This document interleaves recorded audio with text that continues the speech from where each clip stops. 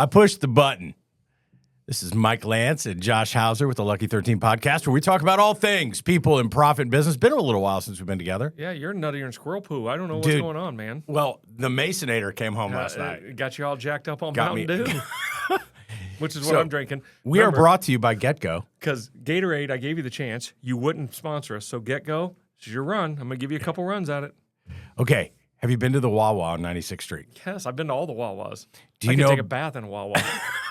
So I used to go to. I lived in New Jersey. Okay. Back right out of college, and there was a Wawa within walking distance of my house. It was between this one bar called Bar A that we used to go to all the time. Great place in Belmar, New Jersey. Yeah. And then it was right between Bar A and my house, and so we would always stop at the Wawa and get a sandwich late night. It was great. So I was really excited to see it. But are you aware of the sandwich they have called the Gobbler? I don't think you're allowed to say that. Okay. They have a sandwich there called the Gobbler. I knew a person we used to call that. Had a waddle? Yeah. It's called the Gobbler. I've not had it, Okay. but I'm committed to having it in the next 2 weeks. They only have it around Thanksgiving time. It's a sandwich with turkey, gravy, mashed potatoes, stuffing, and cranberries. No, that's going to make that. No, that's food touching each other. That's too many things touching each other. You're one of those guys that has everything separated on the plate? Yeah, absolutely. So you don't eat sandwiches at all? I as long as they don't touch other burgers, things. nothing? I'll eat a burger, but I pick what's on it, and I usually just tell them put everything on the side, and I pick what I put on it. Okay, you got to have the Gobbler. It's going to make moist bread.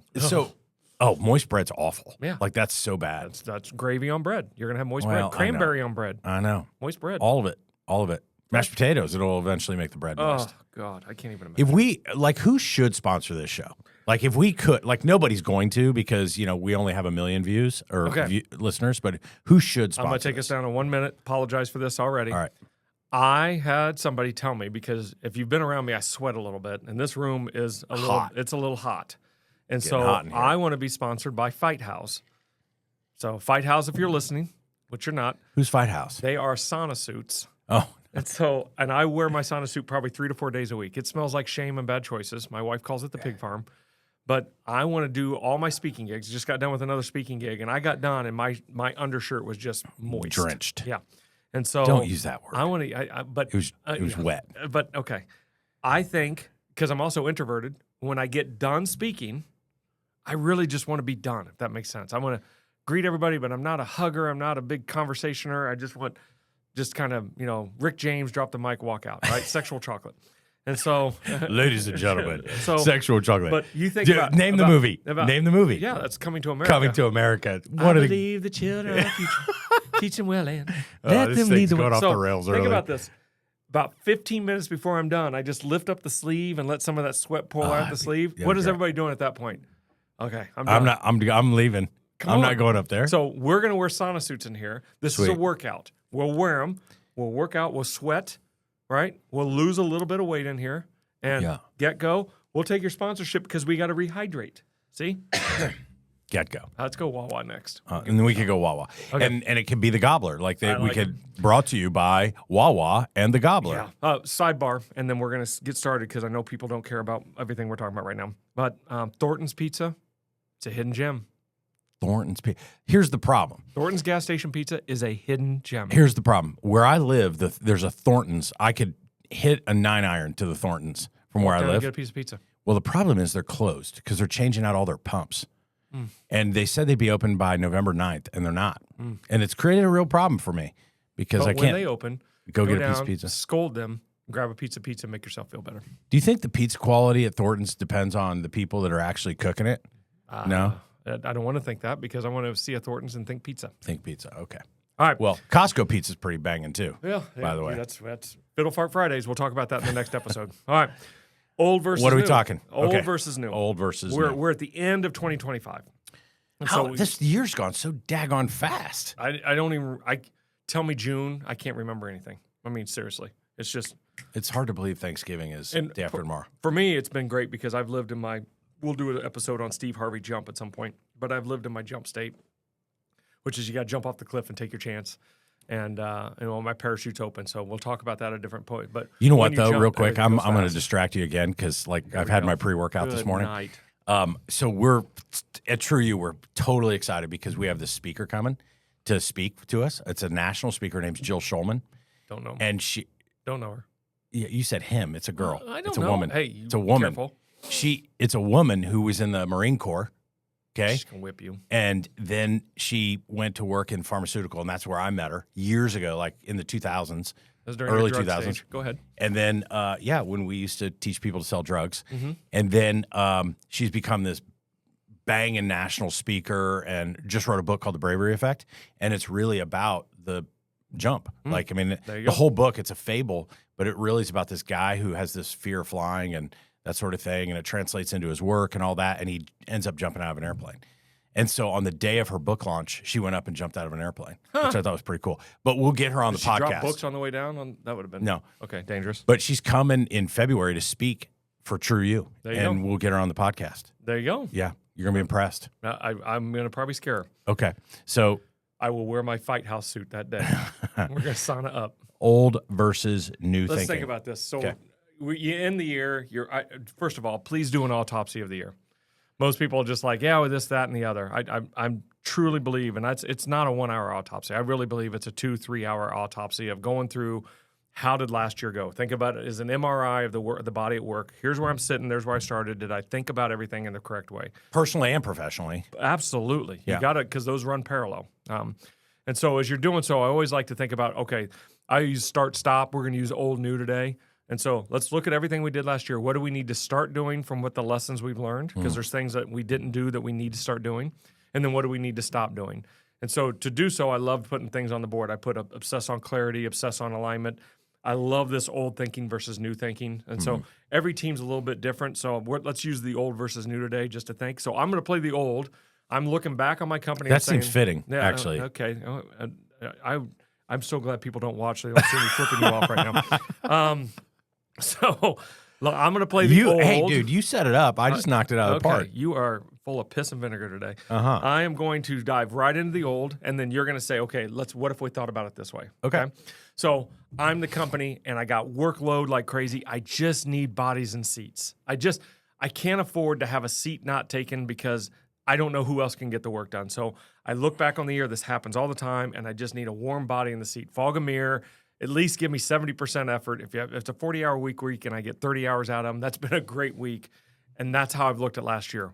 How do I look at it different next year? Well, here's the thing. The answer is really obvious, right? It's right people, right seat. Yeah. EOS, right people, right seat. Take me a little deeper on that. But here's what I want to warn everybody about. Usually, anything worth having, according to Jill Schulman, is on the other side of something hard. Absolutely. Okay? And so a lot of times we're like, and we see this in hiring managers all the time, where they're like, this is what I want. And they're very clear at the early stages of hiring, this is exactly what I want. But then as weeks go by and they don't find exactly what they want, they compromise. Correct. And then they basically then go to the recruiter and go, get me a warm body. Correct. The problem is they don't decrease long-term their expectations of what that person should really do. And so then 6 months from now, they're pissed at themselves because and the person that they put into the position because they're not able to achieve what they said they wanted this person to achieve because the hiring manager decreased their expectations in the hiring process of who they were going to put in it, but didn't decrease their expectations of what they wanted that person to actually produce. Happens all the time. So I call it hiring resumes and not right people, right seat. 100%.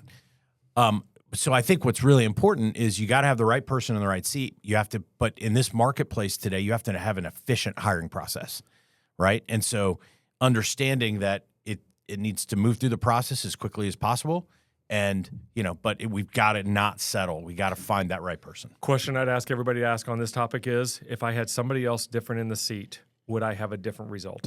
Yeah. That's a hard question to ask, but if you had somebody different in that seat, it's not a warm body, but somebody who actually fit the seat, fit our values, to our right people, right seat. Okay, so what happens because of that is, I'm going to go to the old me. I spent my year managing around my weaknesses. I just spent the whole year I'm just going to manage around the weaknesses, and I'm not going to take the time to deal with it.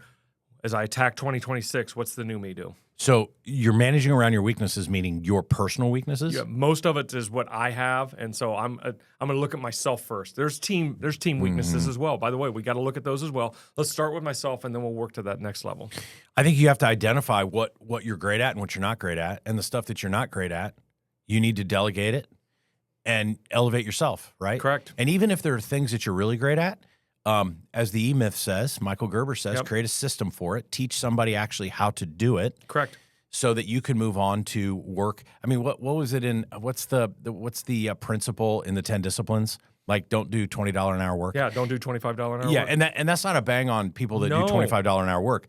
The point is, if you're a CEO or an entrepreneur or whatever, and your billable rate, if you will, is $500 an hour, or $250 an hour, or $100 an hour, find other people to do the stuff that's less than that. Can you imagine taking an autopsy and looking at just pick a random week and do green arrow, red arrow. Yeah. Green arrow was this was something that was in my wheelhouse, what I'm good at, and we make money doing it. Red arrow is it was below my pay grade and I don't like doing it. Mm-hmm. And if you just did that autopsy, you'll stop managing around your weaknesses and you'll actually lift those weaknesses off.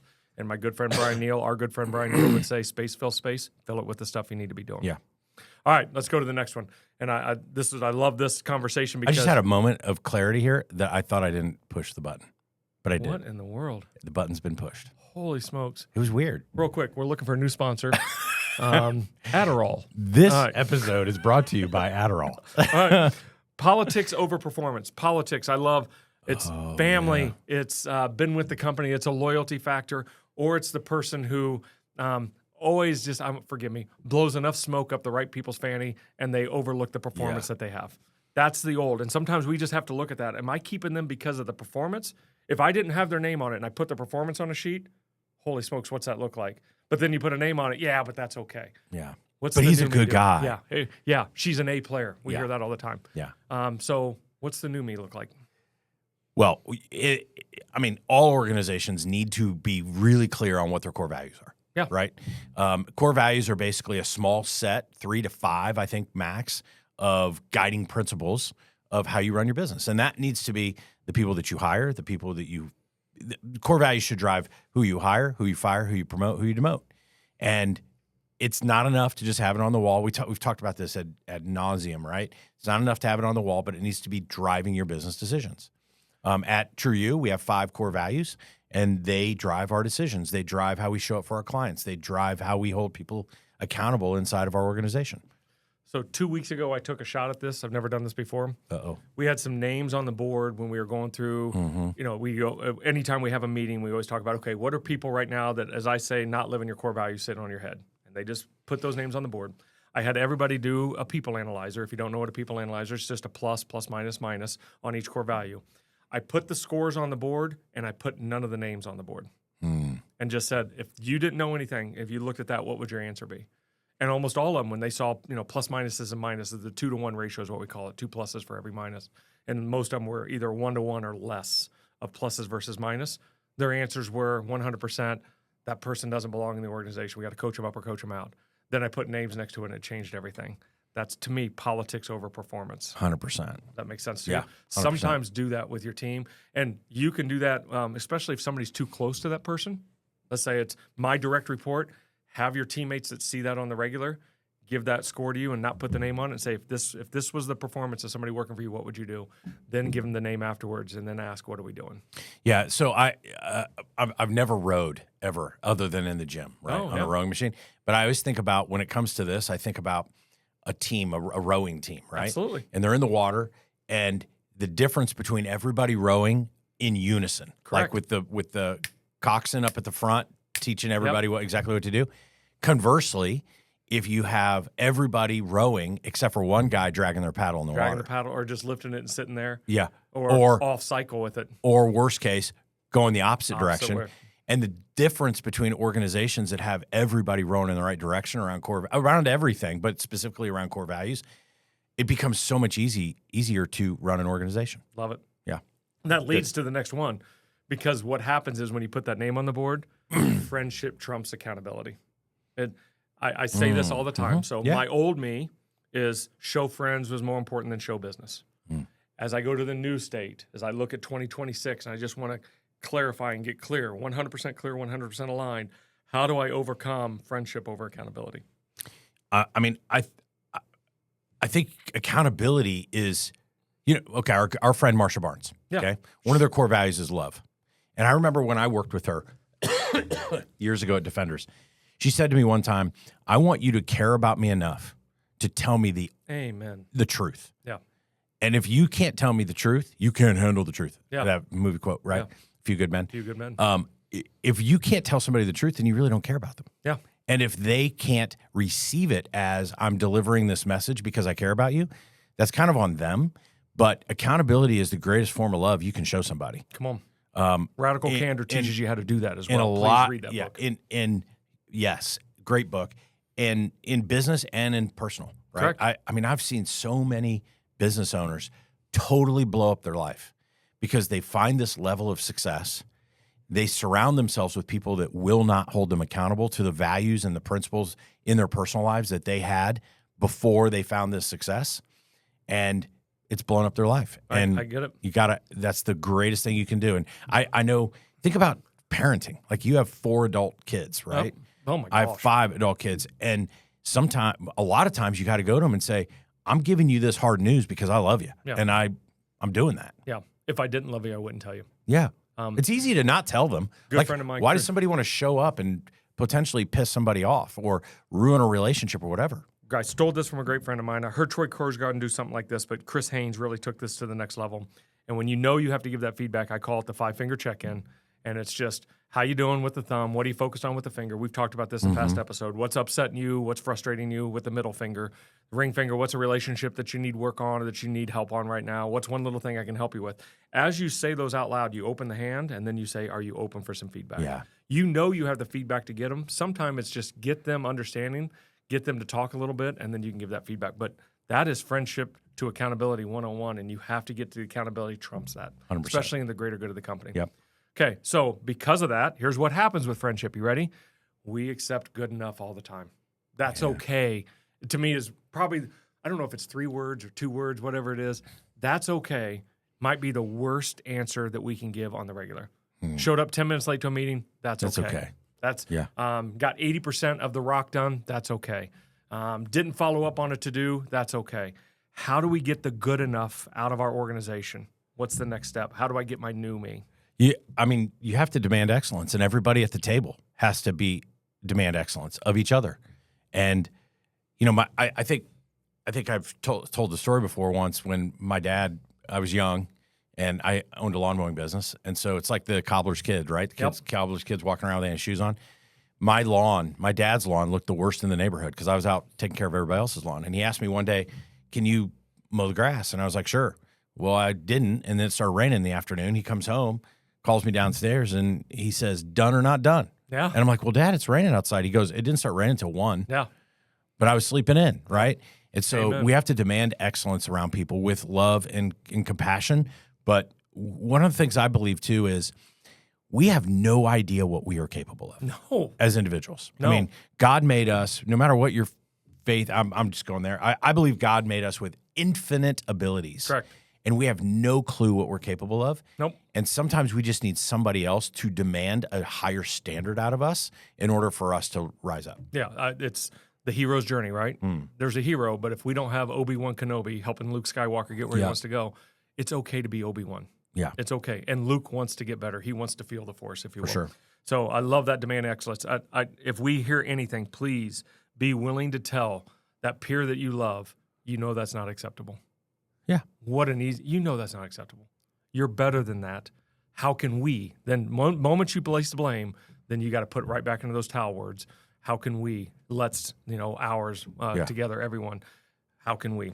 So we got that. Now, what happens is that we now look, when we're lost in the old us and new things come about in our business, we start trying to build roles to fit the talent that I have. Does that make sense? This person has this skill, so let me make a bunch of changes so that I can keep that person on the team. That is a real thing that happens.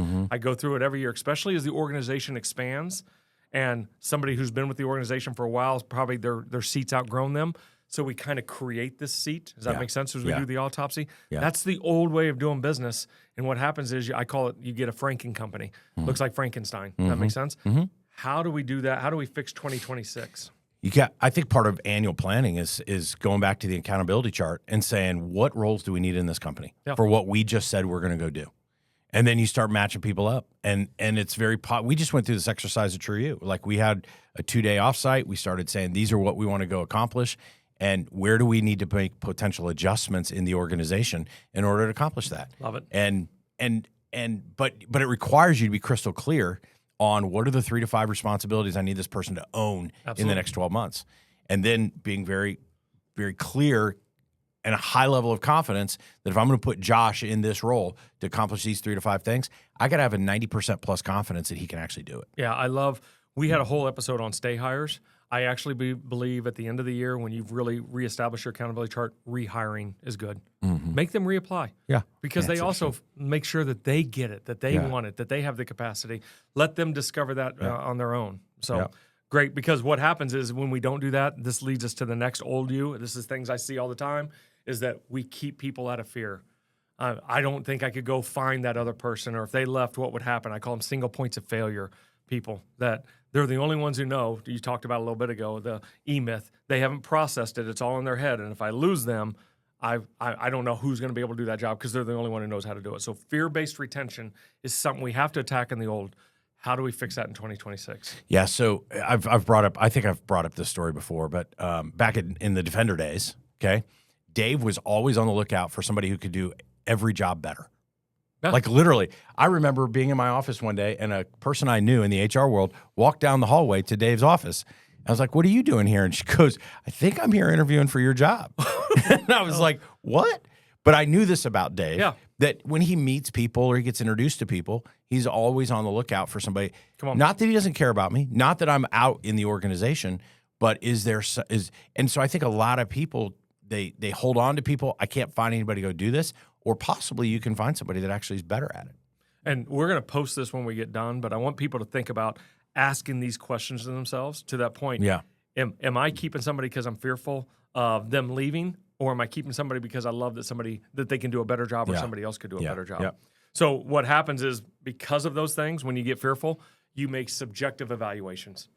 It's all based off of no objective pinpoints, and because you're operating out of fear. So how do we take, especially this time of year when we're going into evaluation season, how do we take this subjective, I like you, you're my friend, we've worked together for a while, I'm scared that if I lose you, I don't know what I'm going to do, and turn these into true next level great evaluations that set us up for 2026? Well, I think everything has to be data-based, and data has to rule the day. Now, data, when a lot of people hear data, they think numbers, right? And so it's not always going to show up in numbers. It can show up in stories or examples of how somebody showed up and handled certain situations. I mean, it's difficult to evaluate certain roles with actual financial numbers, but you can say, like when somebody goes, "Oh, they're great at that job." Well, give me examples of it. Like, these are the 3 to 5 things that are most important in that job. Give me examples over the last 12 months of how they've excelled in these 3 to 5 things based on their behavior. And so that's data as well. But everything's got to be rooted in this. It's not about opinion. It's not about a feeling. It's about, do they really do it? And let's talk about that data, because this leads me to the next one, because we'll come in and you could have some people with some objective, really strong skill sets, but you're compromising your culture because they're the top salesperson or because how do I look at my last year and say, although the data tells me they are killing the seat, my culture, let's just call it my flag, my intent is going up, that there's something going on with that. And most of the time we'll just leave it because we need the number. Yeah. How do we go into 2026 and say, I'm not going to have that compromised culture? It's really hard for business owners, I think. You got somebody that's your top salesperson, they're absolutely crushing it, whatever, but they're an asshole, right? Tell at the Christmas party. Nobody's sitting with them, right? And nobody wants to be around them. Yeah. And so it's really tough. But here's what you're enabling inside the organization. You're saying to everybody else, it's okay to behave like this. Yeah. As long as you hit the numbers. Make me money, and you can act like a jerk. That's right. And so you lose a lot of credibility when you do that. Yeah. And so because of that, let's go back. This is, to me, the biggest change I want to see all my teams make in 20. I'm talking about the teams I get to work with, and I'm hoping people listen and think about this. The indefinite patience that most of us probably had in 2025. Just waiting for somebody to turn the corner, waiting for a number to get hit, waiting for a behavior to change. And we see it, and we don't do anything about it because maybe it was just a coincidence or an event, and the trends are just showing themselves. What can I do in 2026 to make sure that I'm dealing with this early so I don't have this conversation we're having right now at the end of 2026? I think it's building out kind of a 24-hour rule to address these types of things, right? We both have coached youth football, and we had a 24-hour rule. Like, no parents could contact the coach within 24 hours. Because we're emotional during that time. Right, exactly. And so, one, I'm a fan of conflict, like professional conflict, a healthy conflict. And if you can't resolve it in that moment, give it a minute, let cooler heads prevail, come back and have that conversation. But it has to be addressed. Yeah. And I get it. A lot of people don't like to address it. They just don't, because it's safer, it's easier and all that. But it eventually... What you accept becomes acceptable. Yeah. And everybody's watching. Yeah, so for sure. Just, we're going to post this on the video, but just if you're going into the end of the year, real quick, think about start stops, old, new, and use some tools to evaluate. Don't just randomly take that clarity break or take a team clarity break, write them on the board, and then ask yourselves, what will we do different that we'll hold to? It's rules, tools, and disciplines. Create your rules, create your tools, but then have the discipline to follow it. A tool like this is so good just to do a self-check on yourself. Yeah, for sure. Good stuff. All Thanks right, for bringing good this. stuff, man. That was awesome. See you, man.